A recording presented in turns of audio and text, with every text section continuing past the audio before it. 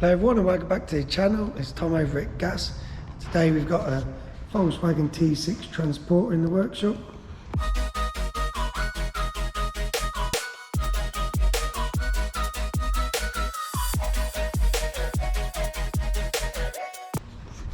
Got a few issues on it, one being the stop starting up. It's got an oil leak from the front crank seal and the dual mass flywheel is very noisy. So we'll just have a look at the stop start quick.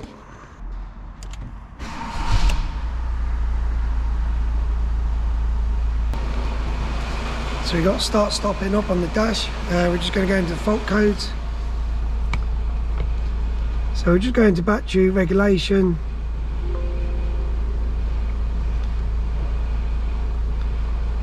Then we got fault code 02252. No signal communication with the generator. So it looks like we might have a bit of an issue with the alternator or the wiring. We just need to check that signal wire. So we're just going to be checking the wiring. So we've got a limb wire coming off from the battery monitor control unit, which sits on top of the battery, and we've got a limb wire straight to the alternator, and then off to the J519, which is the onboard control unit. First check we'll do is we'll just check at the battery because it's the easiest point, and then we'll just check down at the alternator, make sure we're getting the same signal. So we'll just get the scope out now, and then we'll scope this limb wire, and then we'll show you what it's doing.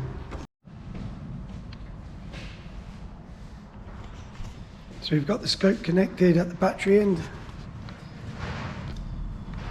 So just back probing the battery monitor control system. We've got our limb signal coming out.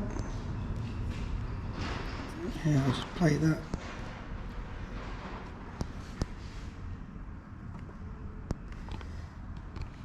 So we've got a few gaps in. I'm not really 100% sure what to expect just yet. I haven't got another one to compare it against, but the voltage is good. So what we'll do is I'll just take the vehicle up and I'll check at the alternator end.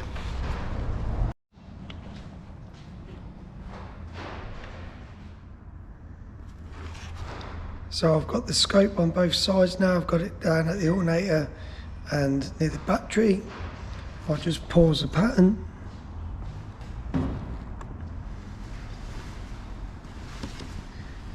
So I've got channel A, that's on the battery end where we've got a good limb signal, and then channel B, I'm down at the alternator. And what I'll do is I'll just move channel A down.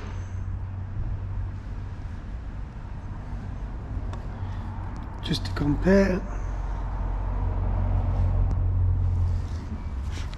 I'm still getting the same signal, but the voltage is just not in line with the limb wire. I don't know if we've got a short in the wire there, but it should be identical to channel A. It's disconnected at the alternator, so the wire's just coming from the battery monitor system down to the alternator, so it should have the same signal. Obviously it's disconnected at the alternator, so we'd expect to see what we're seeing at the top. As you can see, it's just not the same.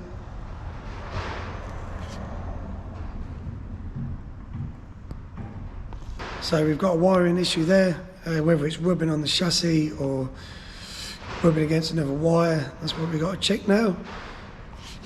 So like I say, the wire runs from there down to the alternator underneath. What I'll probably do is I can see the loom where it runs down from the alternator.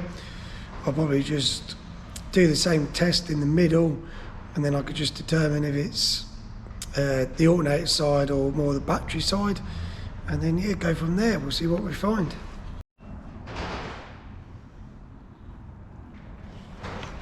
So what I've done is I've just gone into the wire about centre of the transport underneath where the wiring loom goes down. So I now know that from the battery down to the centre point is fine. So the brake must be in the bit of wire from the centre of the van to the alternator. So quick check we can do there. But yeah, the pattern's identical now. So what I do is I just take all the ducting off and I can see what I can find. So I've just stripped back this bit of loom. When I did that test, I just went into the wire just about in line with the gearbox there. So I knew that that side was fine, and the fault must be from this wire up to the alternator, which is just up there. I've just took the plastic ducting off, and I found our problem. You can see that. Here's the limb wire. It looks like it may have been rubbing against the wires in the bracket there, and yeah, it's just gone all green. So what I'll do is I'll cut that section out, repair it, solder a new bit of wiring, and then we'll retest and make sure we got good signal.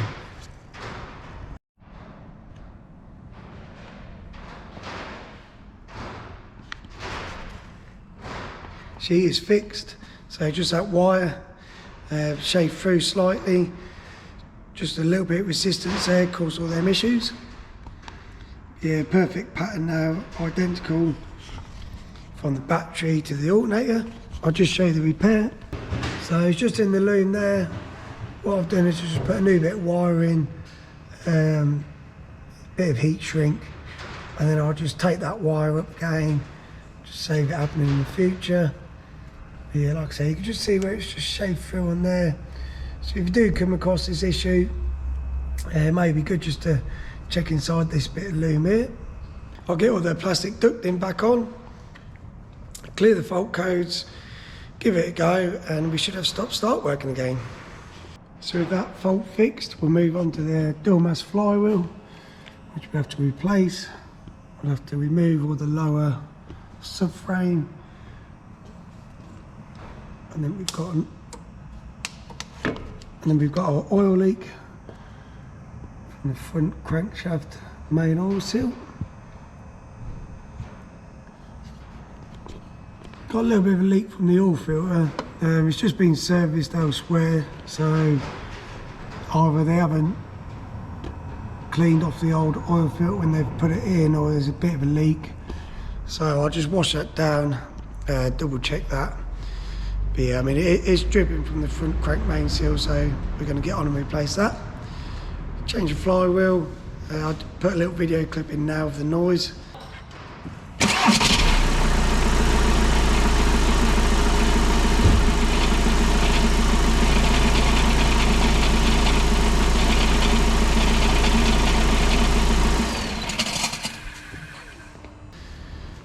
And yeah, we'll get cracking on.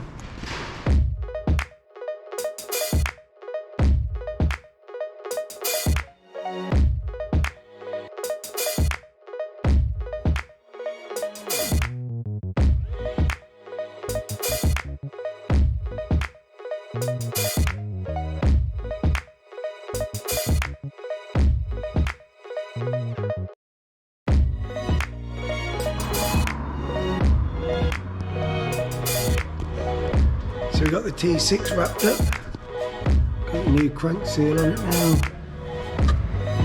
part of the housing, cam belt's all built back up, all timed up. While it was off, just aqua blasted the sump, give it a nice clean, and then resealed. Stop start wire's been replaced, set a new flywheel while the gearbox was off. And we're just going to be putting some new front disc and pads on. We got some genuine brakes for it, and yeah, it weren't too bad. Once the subframe was off, we was able to gain access to everything from underneath, and that will stop the oil leak. We put a new oil filter on as the oil filter seal was leaking slightly, so we'll put some fresh oil in it now, and we'll run it up, and we'll go down the road, and yeah, just confirm that the stop-start works now.